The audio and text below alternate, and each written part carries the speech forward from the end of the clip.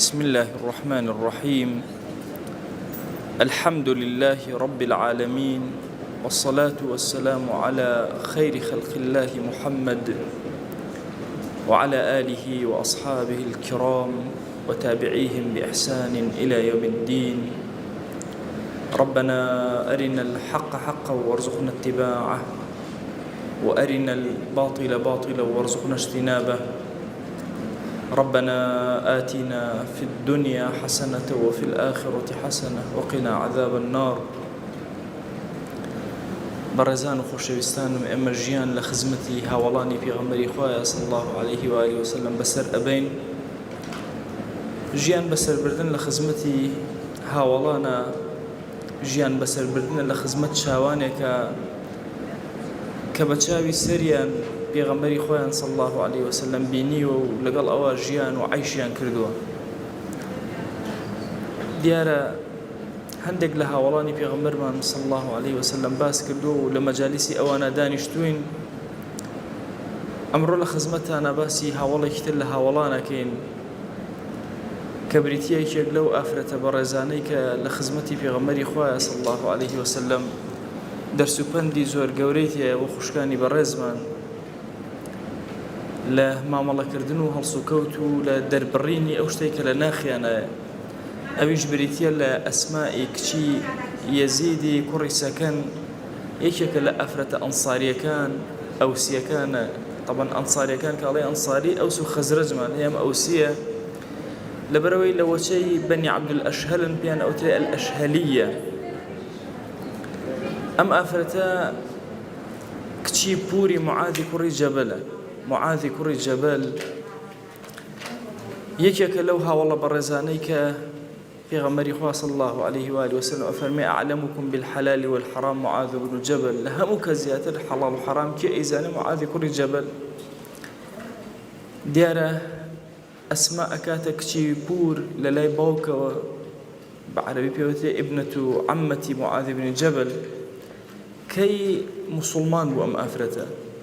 لە ساڵی یەکەمی هیجرەتە کە پێغەمبەری خوا صلی الله عليه وسلم هیجرەتی کرد، ئیمانی هێنا.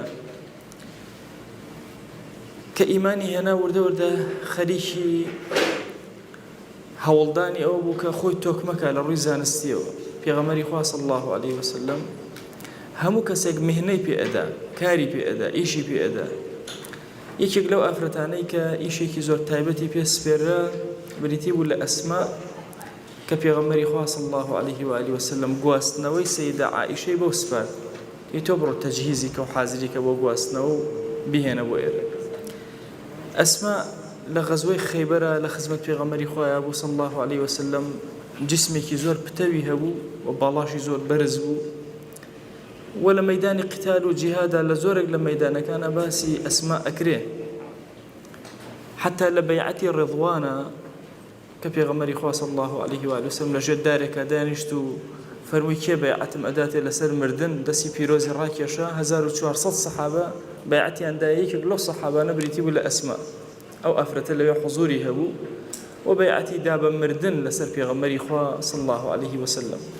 قسەکەی دوور و درێژ و مەشهورە. خوا جل جلاله لە قورئانە لقد رضي الله عن المؤمنين إذ يبايعونك تحت الشجرة. أو إيمان داراني لجير أو صحابة وهاولاني لجير دارك بيعتيان دابتو لقد رضي الله عنهم خواليان راضي بوا. لقد رضي الله عنهم لسر أما يك ملاحظة لخزمتها نبدأ إما هم جاري أصحابك بخزمتيان أجينا وكان الله رضي الله عنهم.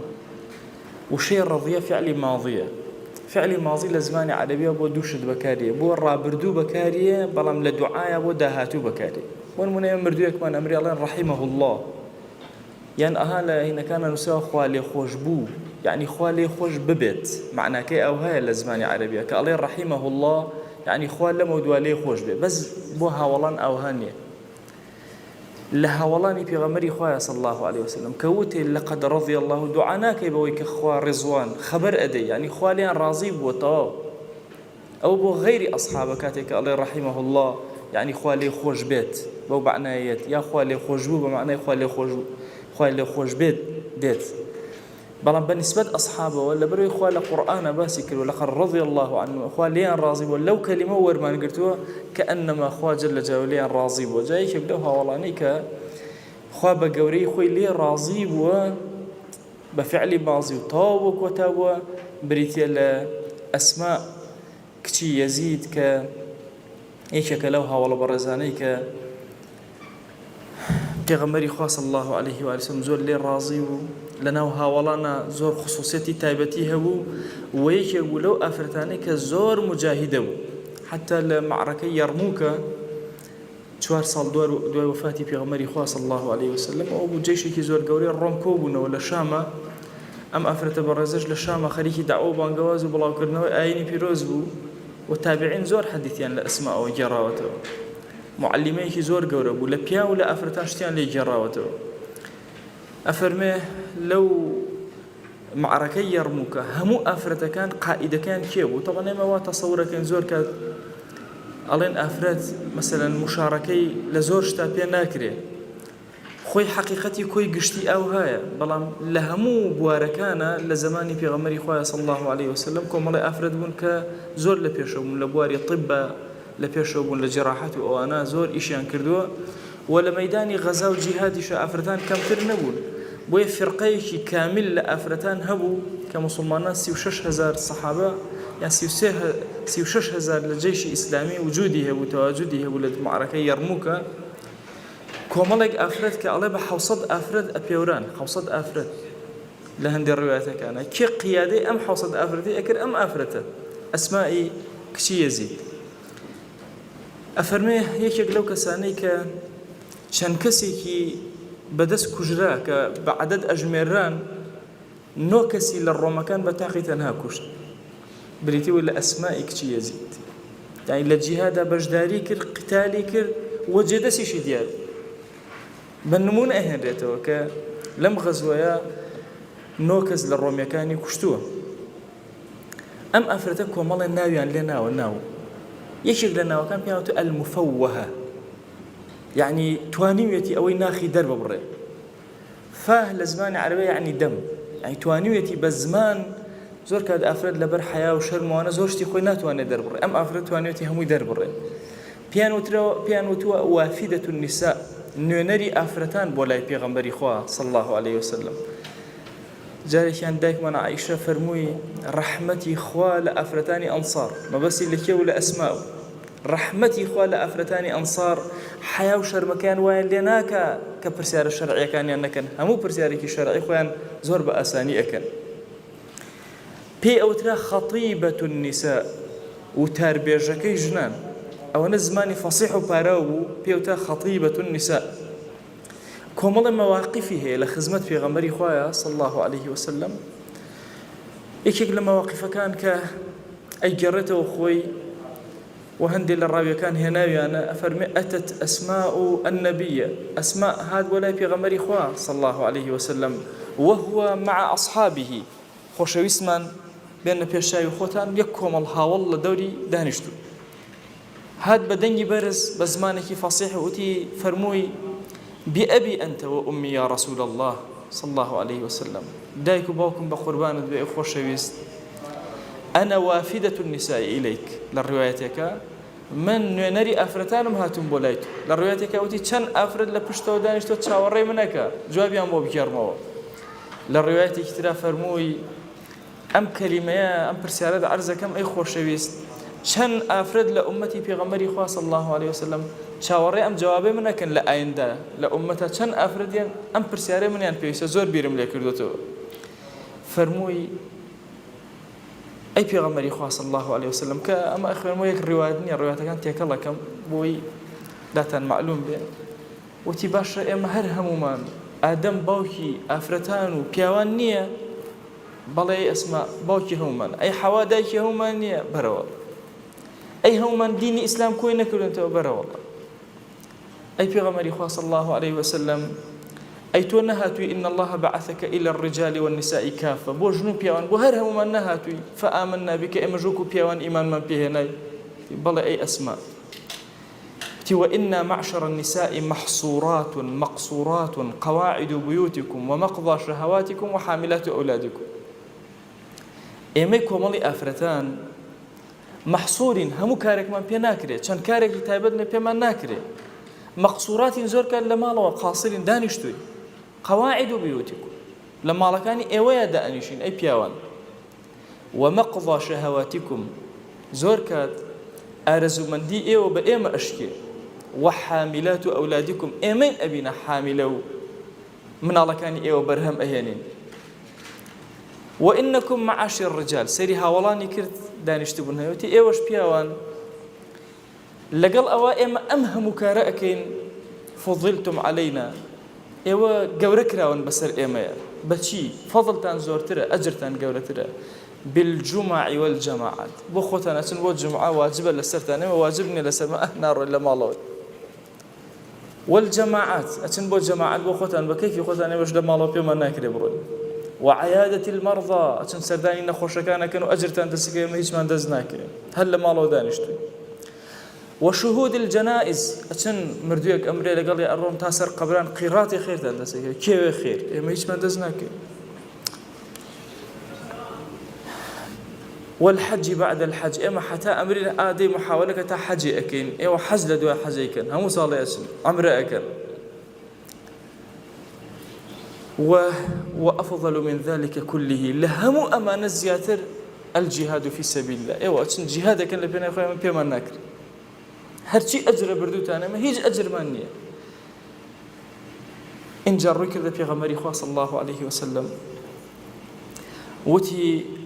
بياو كاتك أتيبو حج أتيبو عمره أتيبو جهاد وإن الرجل إذا خرج حاجا أو معتمرا أو مجاهدا حفظنا لكم أموالكم وغزلنا أثوابكم وربينا أولادكم لكم أولادكم وتي خوشويز أم بيوانا كأتن بو حج بو عمره بو جهاد كرنو مجاهد أرون بخوا إيما مالي أوان أباريزين إيما جلكانيان بو ترتيب أكينو بابلين أي رئيسين بويان وأولادكان إيما پرورديانك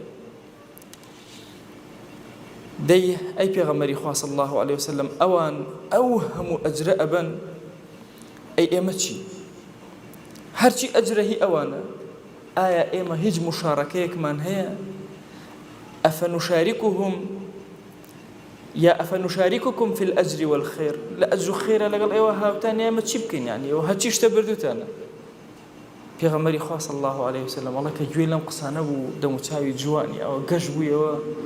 روي كردها ولان فرموي هل سمعتم مقالة امرأة قط أحسن من مساءلتها هيش كاتيك أفرتك تنبستو أو ندجوان برسيارك خوي ترتيب كاتو بيله أمري الديني خوي لم أفرت جوان ترتان بيني وراك بيك ترقصة كان يجيب جيكا وبيامك خوي بقيني الله وتيان والله أي پیغمبري خواه صلى الله عليه وسلم نقل أفرتانا بخوالا بيواني شازور كما كسك أو بتواني أو ناخي خوي بو جواني درب بري خوش اسمع فرموي افهمي أيتها الامرأة يا أيتها المرأة أي أفرتو بزانا واعلمي من خلفك من النساء أو أفرتاني لبشتي خوتا وانهميان فيركا كومالي كار هي أقر إيوة جيبا جيكن كومل كار هي جيبجي كان أم كارنا برابري أمان رق أوسيته لأجر مساوي يكم إن حسن تبعل المرأة لزوجها شاك هاو سرجيري لقل بياوكي خويا بكات رزي مردكي زور قورة بقري دوم وطلبها مرضاته هميشه هول بدا مردكي رازيبك واتباعها موافقته هول بدا شن بياوكيك موافقي بياوكيك ليلا ندا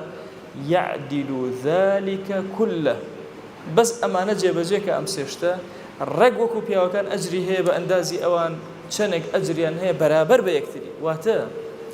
أم بياو أشيت درو جهادك جنك لمال ورقوكو أو مجاهدة أجرك هي أشي حجك بو أنسري أشي دعوك بو أنسري خير خيرات صدقاتك بو أنسري لها مور وكان وكو يكن الله زور دڵی خۆش بوو ئەسما فانصرفت فهي تهلل پشتی کردەوە پیاوەکان و ڕۆشت هاواري أكل لا إله إلا الله لا إله إلا الله لعظمتي أفر باشتي في غمري خواه صلى الله عليه وسلم. يعني تصورك ئافرەتێکی كي برز لماڵەوە دانیشتووە حفظي نفسي خوي وأموالي پیاوەکە و تربيتي ئەولادەکە و ئەزان چه ئەجرێکی بۆ ئەنووسرێ ئەم پیاوە چی ئەکا لە دەرەوە ئەجرەکان بۆ ئەم نووسراوە. يعني سبحان الله أم بەرابەریکردنە ئەم عەزەمەتی دینە لە مەسئلەی ئەجرە. طبعا ئێمە هەندێ ئەرک هەیە ئەرک لەسەر شانی ئافرەت نییە لەسەر شانی پیاوە هەندێ ئەرک هەیە بەعەکسەوە.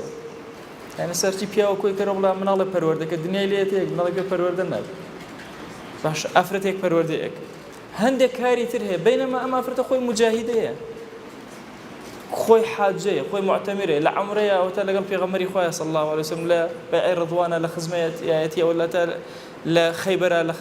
لە خزمەت پێغەمبەرە صلی الله عليه وسلم لە یەرموکە لە زمانی ئەوبەکری سیدیقە ئەوەتە 9 کەس ئەکوژێ بەدەستی خۆی یەکێ لە پاڵەوانەکان بەینەما پرسیارەکە بۆ ئافرەتان دەی ئەم پیاوانە چەندێ مانوو ئەبن ئەڕۆن دێن ئەجرەکە ئافرەت بە کامیلی مساوی ئەجرەکە وەرەگرێ وەکو پیاوەکەی خۆی مادام ئەم لە ماڵەوە دانیشتو ئەم پیاوە ئەچێ کاسبی ئەکات لە دەرەوە ئەچێ دیناری طبعا پیاکردنی دیناری حەڵاڵ ئەجرێکی زۆر گەورە. ئیمامی غەزالی قسەیەکی زۆر جوانی هەیە ئەفەرمێ هەنێک گوناه هەیە بەسەر شانی ئینسانیەتەوە بەس لوقمەی حەڵاڵ پیاکردنی پارەی حەڵاڵ لەسەر شان لای ئەبە بڕۆ لە بازارە دینارێکی حەڵاڵ پیاکرد ئەم پیاوە ئەچێت ڕاوە دیناری حەڵاڵێک ئەم ئافرەتە ڕێک وەکو ئەو ئەجری هەیە بە ئەندازی ئەو ئەجری هەیە. ئەمەیەکێکە لەو مووقیفانەی کە ئەم ئافرەتە بەڕێزە لە خزمەت پێغەمبەری خوایە صلی الله عليه وآله وسلم هەیە. یەکتر لە مووقیفەکان ابن حجر بۆمان ئەگێڕێتەوە خەتیبی بەغدادی ناوی لە ناوە خەتیبەة النساء ئەم ئافرەتە لە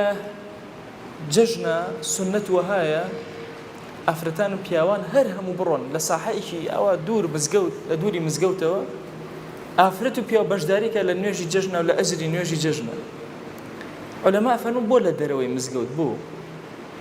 ئەڵێن لەبەرەوەی هیچ ئافرەتێ عوزری نەمێنێ بڕوە حتى ئەوەشی لە عوزرایە لە عادەی شەرعیایە بچێ لەو خەیر و بەرەکەتەی نوێژی جەژن بەشداریکە. تەمامە خەیرێکی زۆر گەورەیە لە وڵاتانی ئێمە کاول کراوە نەماوە بۆی بچێ لەو ئەجر و پاداشتە گەورەی بەشداریکە. ئەفەرمێ جارێکیان خەڵکێکی زۆر کۆبوو بوویەوە پێغەمبەری خوا صلی الله عليه وسلم ڕۆژ تێپەڕی یەک کۆمەڵ ئافرەتی زۆر هاتبوون حتى فەرمێ عەرەب طبعا عادەتێکیان هەبوو کە ئافرەت کە باڵیغە ئەبوو بە هیچ شێوازێ لە ماڵەوە نەئەچۆ دەرەوە پێیان ئەوتە صاحبەة الخیدر خاوەنی خێمەی خۆی و ماڵی خۆی بە تایبە تێکەڵای میوانیشی نەئەکرد. ئەفەرمێ حتى ئەوانش بۆ نوێژی جەژن ئەهاتنە دەرەوە پێغەمبەری خوا صلی الله عليه وآله وسلم ڕووی تێکردن. ڕێوایەتەکان زۆر لە ڕێوایەتێکا فەرمووی ئەنتن ئەکثر حەطەبی جەهەنەم ئێوە زۆرینەی دارەکانی ناو جەهەنەم یا با بڵێن ئاگرکردنەوەی ناو جەهەنەم زۆرینەی بە ئێوەیە. ئەڵێ یەکسەر ئافرەتێک هەڵسایەوە لە ناوەڕاستی هەمویانە هاواری کرد ئەڵێ سەعفاء الخەدەین ئەم دوو سەرکوڵمەی ئەوەندە خۆر لێدا بوو ئیشی کردبوو سوتا بوو. طبعا لە چەند ڕێوایەتێکا باسی سەعفاء الخەدەین کراوە پێغەمبەری خوا صلی الله عليه وسلم ئەفەرمێ کاتێک کە لە قەبرە هەڵ ئەسمەوە کە بەرەو دەرگای بەهەشت ئەڕۆم ئافرەتێک سەعفاء الوجه سەعفاء الخەدەینە ئەم دوو دەموچاوەی سوتاوە کە ئەنەما خۆر سوتانوویەتی خەریکە شانەشانەم لەگەڵا ئەکا پێکەوە چێ ناو بەهەشتەوە. ئەڵێ پرسیاری لێکم ئەی ئەمەتەڵڵا تۆ کێ ئەوە شانەشانەی منەکەی؟ ئەڵێ وەڵڵاهی من ئافرەتێکم مێردم مرد و هەتی و کەوت بەسەرمان دانیشتم بەسەر ئەو هەتیوانەوە حیا حرمەتی خۆم پاراست و بەخێوم کرد ئەوە نە ئەجرەکەی گەورەیە. ئەلەویا وشەی سەعفاء الخەدەین هاتووە لەم ڕێوایەتەش هاتووە ئەڵێ ئەم ئافرەتە هەڵسایەوە دەموچاوی ئەمانەی سوتا بوو. طبعا ئەسماء ئەبێتە بێوەژن ئەسماء لە جیهادەکانە بەشداری ئەکە ئەسماء لە عومرا بەشداری ئەکە ئەسماء تەداوی نەخۆشەکان ئەکە جەریحەکانی ناو جەنگەکە ئێکە لەو ئافرەتانی کە خۆری زۆر زۆر بەرکەوتووە. بۆی ئیبن حەجەر ئەفەرمێ ئەم ئافرەتە ئەسماء بوو هەڵسایەوە وتی لێمە یا ڕەسوول الله صلی الله عليه وسلم بۆچی ئێمە زۆرینەی ئەهلی جەهەنەم بۆ ئێمەین؟ فەرمووی لئەنە کونە تەکفورنە العەشیرە و تەکفورنە اللەعن لەبەرەوەی ئێوە زۆر کوفرانە عەشیرەکەن زۆر کات کەسێک چاکەی زۆرتان لەگەڵا ئەکا بە یەک خراپە هەمووی ئەشۆنەوە کەسی مسلمان ولا يجرمنكم شنآن قوم على ألا تعدلوا اعدلوا هو أقرب للتقوى رقتان لخلقي نابي واتان لبكان لعدالة درچن أبي هميشه سنوري عدالة بارز كسيك هات ظلمي ليه كردي يتر همو خرابكاني مالي بوس أما كعرستان كم أما عمومي آفرته صدان بياو هيك أو صفتي تياي بلام أما صفتي قورية بيغمري خواه صلى الله عليه وسلم كإشارتي بيداو بآفرتان زور أغان لي وتكثرنا اللعن وشيء لعن زور بكار يعني لعنة لفلان كس يا دعاء شر دعاء خراب زور خطر زور أبي إنسان زور زماني خوي بارزيل دعاء خراب قد خرابة دعاء نلي شو كجاري واه لو كاتا موسمي جرابوني دعاء كد جرابي دائما إنسان مسلمان نبي زماني لسه باق الرابع لبري أوي بمن الله كد بلاي يا أخوة كوسك وكردواري وخوما بلاي أخوة عمر دريشك لبري بلاي خوا عمري كرد كذا بلاي خوا عمري دريش أخوار عيني قصة كردو لبري بلاي يا أخوا دارزي بلاي يا أخوا سربرزي أو زمانا سبحان الله زور أو يعني أبي زور بورياي ما الله لقال أو زمانا بكري لتشاكا بكار بهنري لباشا بكار بهنري بويا أفرميك لمشكلة كاني إيوه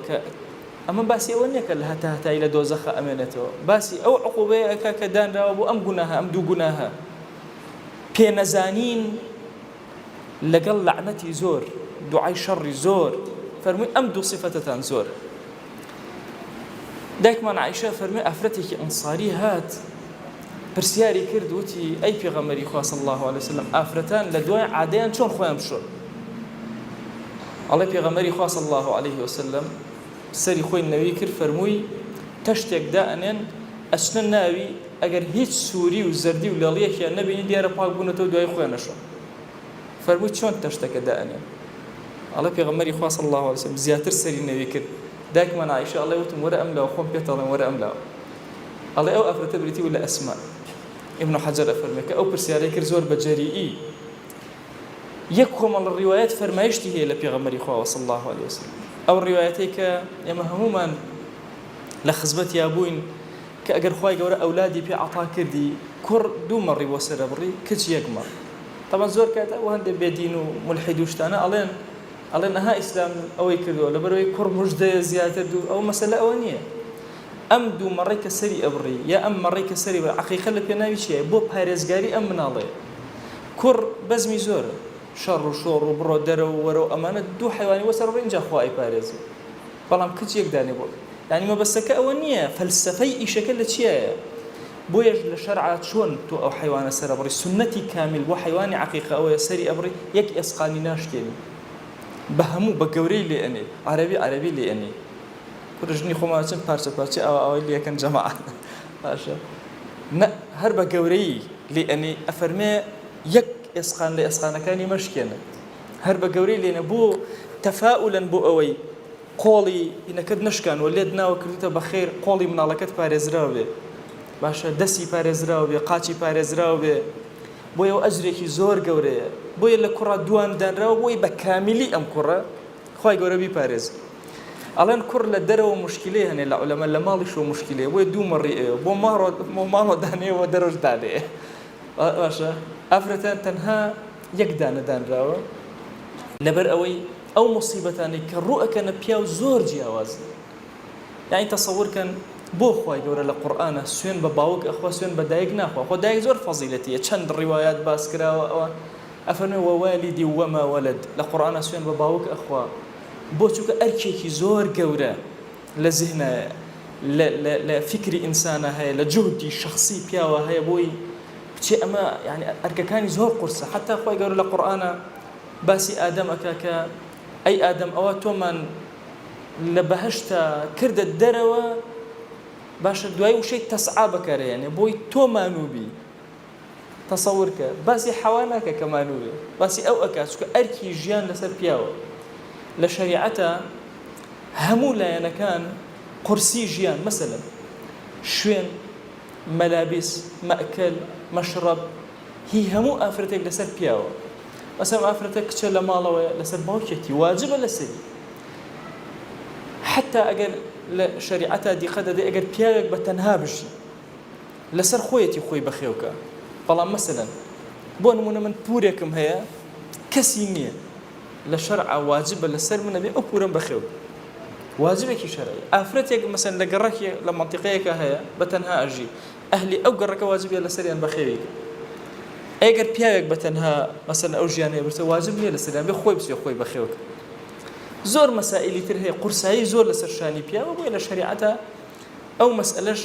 قورسایەکی زۆرترە ئەرکێکی زۆرترە لەسەر باوکەکان کە ئەبێت دوو حیوان بۆ کوڕەکانیان سەبڕە ئەم فەرمایشتێکی ڕیوایەتی کردو ئەسما ڕیوایەتی کردو جارێکیان کە ویستی بەیعەت بدا بە پێغەمبەری خوا صلی الله علیه وسلم هاتە خزمەتی دەستی ئاوا ڕاکێشا بۆ تەوقە ویستی بەیعەت بدا وەکو خەڵکەکەی تر ئەسی برد پێغەمبەری خوا صلی الله علیه وسلم فەرمووی ئینی لەست ئوصافح النساء من تەوقە لەگەڵ ئافرەتەکانە ناکەم بەیعەتان لە دوورەوە ئەدەمێ جۆرێک لە جورئەتێکی گەورە لە ئەسماء هەسبی ئەکەی ڕەزا و ڕەحمەتی خوای لێ بێ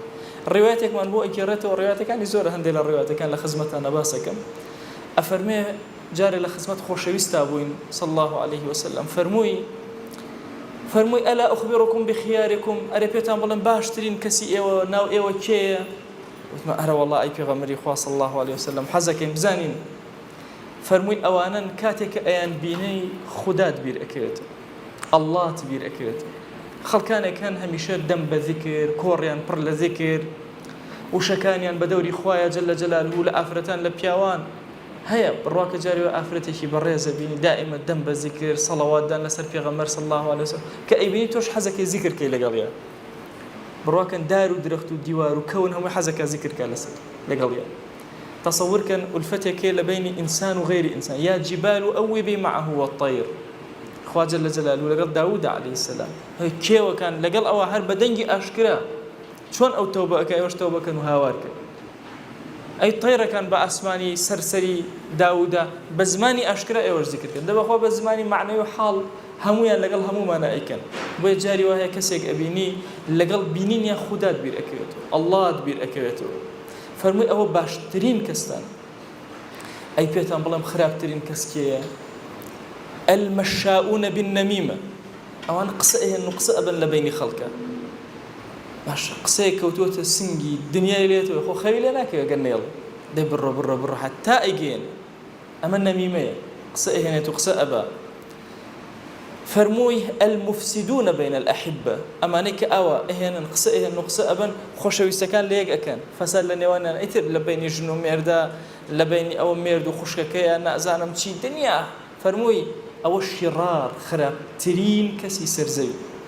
ئەم ڕیوایەتەش هەر ئەسما رضي الله تعالى عنها بۆی ڕیوایەت کردوین ڕیوایەتێکی تر ئەسما بۆمان ئەگەڕێتەوە فەرمووی خۆشەویست فەرمووی من بنى لله مسجدا هەر کەس مزگەوتی بۆ خوا دروستکە فإن الله يبني له بيتا أوسع منه في الجنة ماڵێکی زۆر لەو ماڵە گەورەتر و جوانتری لەناو بەهەشتا بۆ بنیات ئەنێ ڕیوایەتێکی تر ئەفەرمێ جارێک لە خزمەت پێغەمبەری خوایە بوو صلی الله عليه وسلم والرجال والنساء قعود عنده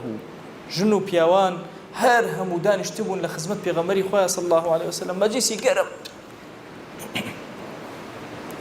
خۆشەویستمان فەرمووی صلی الله عليه وسلم پێ ئەچێ هەندێک لەم پیاوانە شەوان سەرجەیی لەگەڵ خێزانەکانیان ئەکەن دوای لای خەڵک باسیەکەن لای ڕەفیقەکانیان هەندێ ئافرەتیش ئەچن لای دەستە خوشەکانی خۆیان باسی ئەکەن ئەڵێ خەڵکەکە هەمووی بێدەنگ بوو هەموو کەس قسەی نەئەکرد ئەڵێ فەقولت ئی یا رەسول الله ئەرە والله ڕاستەکە ئەی پێغەمبەری خوا صلی الله عليه وسلم ئەڵێ کەس نەیوێرا قسە بکەن والله هەندێک لە ئافرەتانمان إنهم ليفعلون وإنهن ليفعلن بەخوا هەنێ لە پیاوەکان ئاوا ئەڵێن بەخوا هەنێ لە ژنەکانیش هەروە ئەڵێن پێغەمبەری خوا صلی الله عليه وسلم فەرمووی فلا تفعلوا قەت ئەوە مەکەن ئەمە نمونەی چی وەکو وایە شەیطان لە پێش چاوی خەڵکی لەگەڵ شەیطانەیەکی ترە هەردووکیان بە شەیطان ناوی هێنن لە پێش چاوی خەڵکی لەگەڵ شەیطانەیەکی ترە جوود ببن و خەڵک والناس ينظرون إليهما خەڵکیش ئاوا سەیریان بکە واتە بە شەیطان هەردووکیانی ناو بردن ئەو پیاوەی کە ئیفشای سری خێزانی ئەکە یا ئەو خێزانەی کە ئیفشای سری پیاوی ئەکە ئەم ئافرەتە بەڕێزە لە خزمەت دەعوە و بانگەواز و لە ناو شامە ژیانی زۆری بەسەر برتا ساڵی هەفتای کۆچی لەناو شامە وەفاتی کرد هەتا ئێستاش قەبرەکەی لە شامە محدود و دیاریە هەندێک گوتویانە شوێنەکەی پێوتێ ئەلباب الصەغیر لە پەنای باب الصەغیرە ڕاستەوخۆ بەدەستی ڕاستە ئەو شوێنە ئەکاتە قبری ئەسما رضي الله تعالى عنها ئێمە لەم دەرسەی ئەسما لە خزمەت ئەم پەیامەی ئەسماء شتێک حاڵی ئەبین ئایا ناکرێ ئافرەتان خەتیبیان تیابێ ئەو خەتیبەت النساء ئایا ناکرێ ئەوەی کە لە ناخیانەیە بە ئاسانی خۆیان دەری ببڕن ئایا ئومەتی ئیسلامی ئەمە بەشێکە لە سیرەتی پێغەمبەری خوا صلی الله عليه وسلم هەندێک لە زانایان فەرمویانە ئەم فەرمایشتە دلیلە لەسەر ئەوەی ئافرەتان دەموچاویان بەدەرەوە بوو چونکە لە ڕوایەتەکە فەرمیان سعفاء الوجه سعفاء الخدين هەندێک تر فەرمویان ئەم ئافرەتە ئەمانەی عمری هەبوو ئەمانەی سوتا بوونەوە ئەو ئافرەتەش کە تۆزێک عمری هەبێ دروستە کە دەموچاو ئەوانەی دەرکەوێت ئەوانەی کەوتویانە واجبە ئەوەی کەوتوێتی واجب نییە فەرموویەتی ئەو تامە دلیل لەسەر ئەوەی کە واجب نییە پەچە بکرێ کە ئەوە اختلافێکە لە بینی عولەمایە وهكذا يعني بەڵام ئەبینی لە قووەتی مفەوەهی ئەم ئافرەتە ناترسێ پەیامەکانی خۆی ئەگەیەنێ بۆیە زۆر طبیعی بڕواکەن ئێستا لە وڵاتی ئێمە لەم نیشتیمانەی ئێمە 70 ساڵ لەمەوە پێشمان بەشی ئافرەتان لە ئێستا باشتر بوو 70 ساڵ بیرکەن لە 70 ساڵ لەمەوە پێشە مزگەوتی تایبەتی ئافرەتان هەبووە حوجرە و مەدرسەی ئافرەتان هەبووە خۆیان بۆ خۆیان سەربەخۆ هەموو شتێکی خۆیانیان هەبووە ئەی ئێستا لە دوای ئەم هەمە ساڵە نیمانە نازانین چی بکەین هەموو هەوڵەکان چڕەکەیتەوە تۆ چەند ئافرەتێ ئیجازەی مەلایەتی وەرگن چەند ئافرەتێ مەسەلەن لە خەتابەیە زۆر پێشکەونەوە هەر ئەوە نەفریا ئەکرد دەتەسەوەر کە شێخ محەممەد عەلی قەرەداغی لە یەکێک لە کتێبەکانی خۆیە ئەڵێ دایکم بردمی دەستی گرتم بردمی بۆ لای ئافرەتەکەم مەلا بوو من یایە دەستی ئەو ئافرەتە فێری قورئانی کرد ئەو ئافرەتە ئەڵێ دائنیش تەنها ئەو جلی سپی لە بەرا بوو هەموو جلی ڕەشیان لە بەرا بوو هەموویان هاتن دەستیان ماچە کرد و دانیشتن قورئانیان لە خزمەتی ئەخوێن مزگەوتەکە هەمووی خۆیان بوو لەناو شاری سلێمانی لەناو تەوێڵەیە تەسەوڕەکەن 70 ساڵ لەمەوە پێش مزگەوتی ئافرەتان بەجێ هەبوو لەناو هەڵەبجەیە ئێوە تەسەوڕەکەن چەندین ئافرەتمان هەبوو کە ئیجازەی مەلایەتی هەبوو علومی شەرعی مەلایەتی وتوتەوە هەمووی ئەلەمەوە سەرچاوی گرتووە ئەی ئێستا ئەزان چەند لە دواوەی کافران و بێدینان چۆن ئیشیان لەسەر کردن حتا زیهنی خۆمان من گەنج بووم هەمیشە بیرمە کردەوە ئەمە گە دەوڵەتی ئیسلامی دروست کرێ مناڵ بووم بیرمە کردەوە پاس بکەم بە دوولەتەوە ئەو کاتار پاسی پۆڵۆنی وشتیوە هەبوو بەشێکی ژن تیادانشێ بەشێکی پیاو تیادانشێ دوو دەرگای هەبێ نازانم چی بڕواکەن مێشکم مشەوەش و زۆر مناڵم بەوانەوە ئەو باستان بۆکەم باسی سێ ئیبتیدایی ئەوانە ئەەکەم دائیمە زیهنم مەشغوڵ دوو بازار هەبێ دەرگایەک ئاوا ژن بڕوا تێکەڵ بە پیاو نەبێ پیاو تێکەڵ بە ژن نەبێ دائیمە بیرم لەو چۆن جیان کەمەوە کە دوای سێرەکەم لە سیرەتە لە مزگەوتە ئەهەم شوێنی دینمان ئێمە پێکەوە ئافرەتان لە دۆ بەبێ پەردەش لە زمانی پێغەمبەری خۆیان صلی الله عليه وسلم ئافرەتان لە دۆ پیاوان لە پێشەوە بەڵام ئەم دڵە دڵ بووە دڵی دین بوو دڵی خراپەکاری نەبووە دڵی تەجاوزکردن نەبووە لە حدودی خوا لە زمانی پێغەمبەری خۆیان صلی الله عليه وسلم باشترین صنف کە لە جیهادا بەشداری ئەکەن و تەداوی ئەکەن و لە ڕووی طبیەوە کێن ئافرەتان پیاوەکان مەشغوڵی جیهادن بریندارە بن کێ تەداوی ئەکردن ئافرەتان خۆ لە تەداویەکە لە وتارێکە بە درێژی باسم کردەوە لە یوتیوب ئەوانە هەیە لە باسی ئەو دەوڵەتەی لەمە دووە ئێمە خەیاڵی ئێمەیە هەبێت چۆن بێ ئێ تەسەوەر کە شوێنێکی جاری وە هەبوو خۆ کەسەکە ڕانی بریندار بوو کێ تەداوی کرد و ئافرەتان تەداویان کرد وهەکەدا لەبەرەوەی زەمانی سەفا بووە زەمانی شەهوەت نەبووە ئەم کافران و بێدینانە هاتوون هەموو شتێکیان لە ئێمە کردوتە شەهوەت خەریکە زاڵەیەوە سەر عەقڵ و فیکر و بیرکردنەوە و بۆچوونمانە بۆیە ئێمە زۆر پێویستمان بەم ئافرەتە جەریئانە هەیە جارێکی تر ئەسما ئاسا قۆڵی پیاکەنەوە بۆ خزمەتی دینەکە بۆ خزمەتی دەعوە و بانگەواز ئێمە بە قووەترین کۆڵەکەی بڕبڕاگەی پشتی دەعوەی ئیسلامی خەدیجەیە بە پارەی ئافرەتێک کراوە بڕواکەن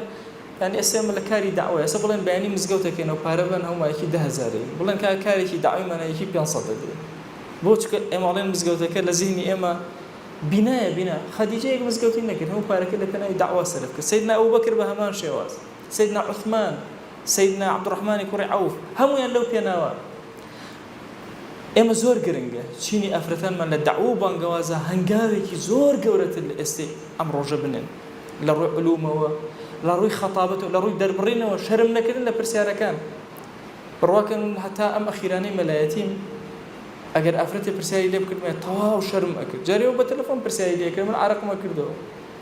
هەتا دوای بیرم ئەکردەوە باشە ماوەساکانم بۆچی ئاوا بە سادەیی شتەکانیان جواب ئەدایەوە و چۆن بە سادەی بۆ ئێمەیان شەرح ئێمە زۆر مناڵ بوو دەرسی مەلایەتیمان نەخوێن هەنێ خصوصیاتی ئافرەتە بوو بۆیان باسە کردین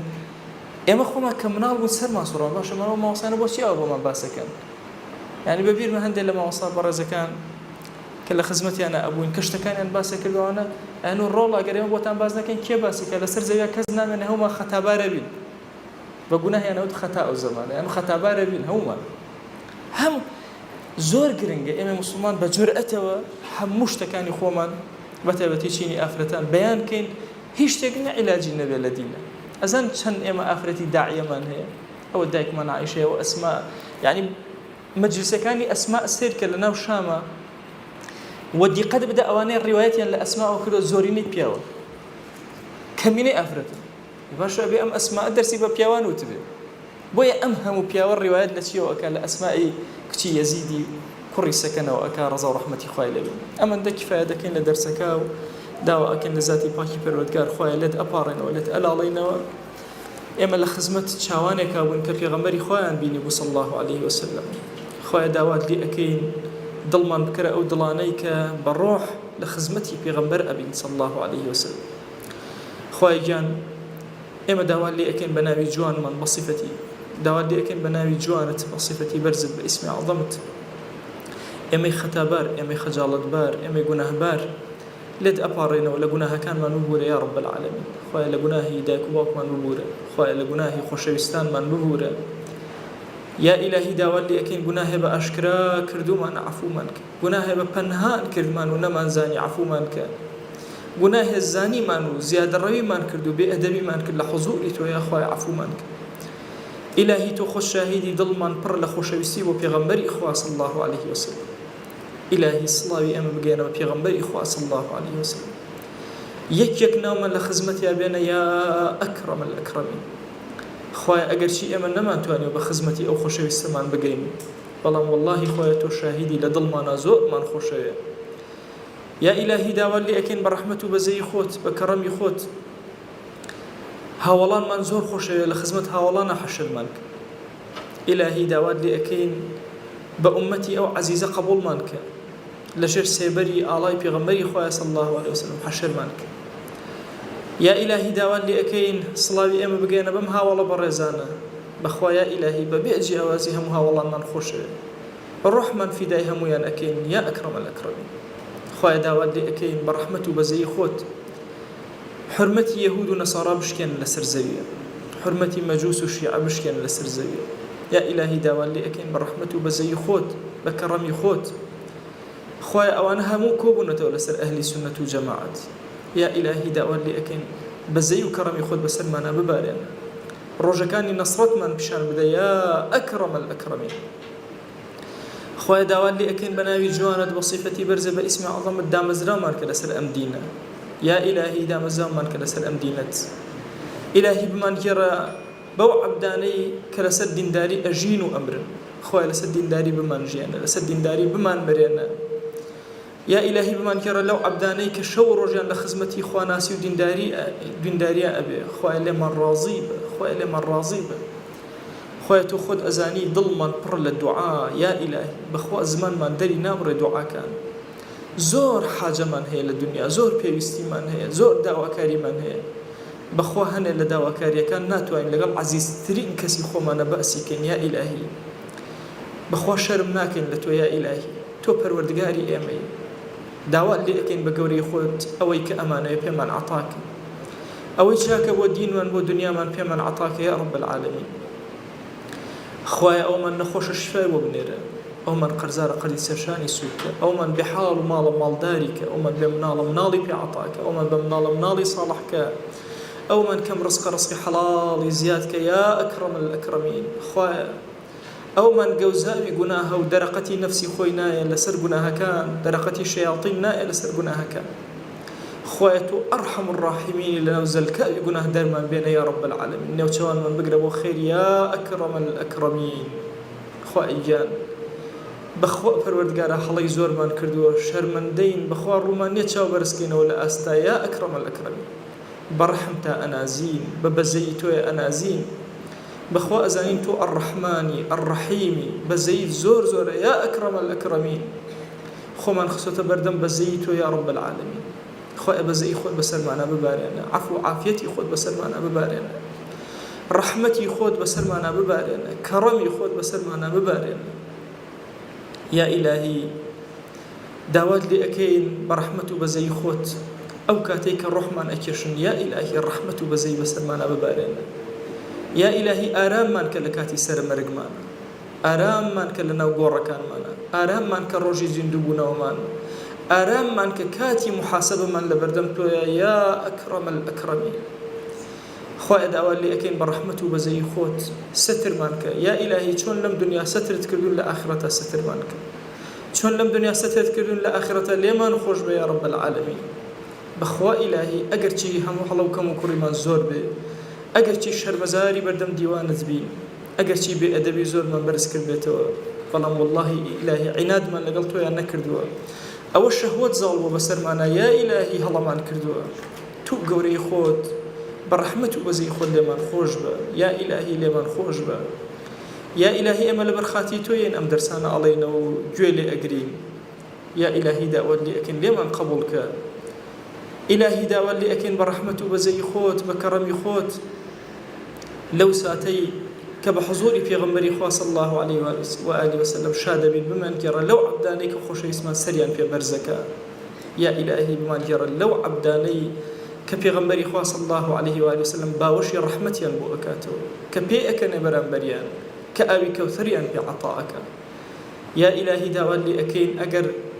کەم تەرخەمیمان هەبووە لە خزمەتی خۆشەویستی دڵمان و نوری چاومان پێغەمبەری خوایە صلی الله عليه وسلم سەڵەواتی کەممان لە خزمەتیە داوە نەمانتوانیوە دڵەکەمان وابەستەی ئەو کەین لە ڕێو ڕێبازی ئەو هەندێجار لامان داوە لە سونەتەکانە تەمەڵ بووین یا ئیلاهی داوات لێ ئەکەین بە گەورەی خۆت بۆمان قەرەبوو کەرەوە دڵەکانمان پڕکە لە خۆشەویستی ئەو هێزمان بدەرێت توانامان بدەرێت هێز و تواناکان بەدەستی تۆیە بمان خەرە سەر چاکە و خواناسی یا ڕەب العالەمین خوای گیان ئومەتی پێغەمبەری خوا صلی الله عليه و آله وسلم ئەناڵێنێ و ئێش و ئازارێکی زۆری هەیە ڕۆژانی نەسڕەتی ئەم ئومەتە یا ئیلاهی نزیکە و تەقەی دەرگای نەسڕەت دێت یا ئیلاهی داوات لێ ئەکەین بە ڕەحمەت و بەزەی خۆت نەسڕەتی ئومەتەکەمان بۆ پێشخە چاکمان کە بمانگێڕە لەو کەسانەی کە کەڵکیان هەیە خواناسی و دینداری تۆ لەسەر زەویە بڵاوکەنەوە خوایان سوڵتە و سیادەی ئومەی ئیسلامیمان بۆ بگێڕەوە عەدلی خۆت بۆ سەر زەوی بگێڕنەوە یا ئیلاهی لەم ژێر دەستەی ڕزگارمان کە یا ئیلاهی لەم ژێر دەستەی ڕزگارمان کە خوایان کافرانی هەموو جیهان لەسەرمان کۆبوونەتەوە خۆت بەهانامانەوەرە یا ئەکرەمە الئەکرەمین خوای علممان زیاد کە عەمەلمان زیاد کە ئیخلاصمان زیاد کە لە ڕیا بمان پارێزە لە شوبهات و شەهەوات بمان پارێزە یا ئیلاهی چاکەکانی دنیات داوا لێ ئەکەین چاکەکانی ئاخرەتت داوا لێ ئەکەین چاکە معنەویەکانی دنیات داوا لێ ئەکەین چاکە مادی و معنەویەکانی ئاخرەتت داوا لێ ئەکەین یا ئیلاهی ئەلەم دنیای دڵمان خۆشکە بە خۆشەویستان یا ئیلاهی دڵمان پڕکە لە خۆشەویستی خۆشەویستان یا ئیلاهی هەر کەسێک لەم ئومەتەی پێغەمبەری خوا صلی الله عليه و آله وسلم گوناهێکی کردووە هەڵەیەکی کردووە کەم تەرخەمێکی کردووە ئێمەی گوناهبار دەستەکانی زەلیلیمان بۆ تۆ بەرزەکەینەوە خوای لە گوناهی هەمویان ببورە خوای گیان یەک کەس لە ئومەتی محەممەد المستەفا نەمێنە صلی الله عليه وسلم بە گوناهەوە لە گوناهی هەر هەمووان ببورە یا ئەکرەمە الئەکرەمین یا ئیلاهی داوات لێ ئەکەین لە گوناهی مردوەکانمان ببورە تایبەت ئەو مردوانەی بێکەسم و زەلیل و داماون یا ئیلاهی ئێمە هاوارت لێ ئەکەین بۆ خاتی گەورەی خۆت خوایە لە گوناهیان ببورە گۆڕەکانیان ئارام کە بەزەیی خۆت بەسەریانە ببارێنە سەلامی خۆت بەسەریانە ببارێنە یا ئەکرەمە الئەکرەمین خوای گیان ئەم دوعانەمان قبوڵ کە یا ئیلاهی ئەم دوعانەمان قبوڵ کە یا ئیلاهی ئەم دوعانەمان قبوڵ کە ئامین ئامین والحەمد لله رب العالمين وصلى الله على سيدنا محمد وعلى آله وصحبه وسلم تسليما كثيرا أبدا إلى يوم الدين خير لقناه مني شو يجبوري خالما قبول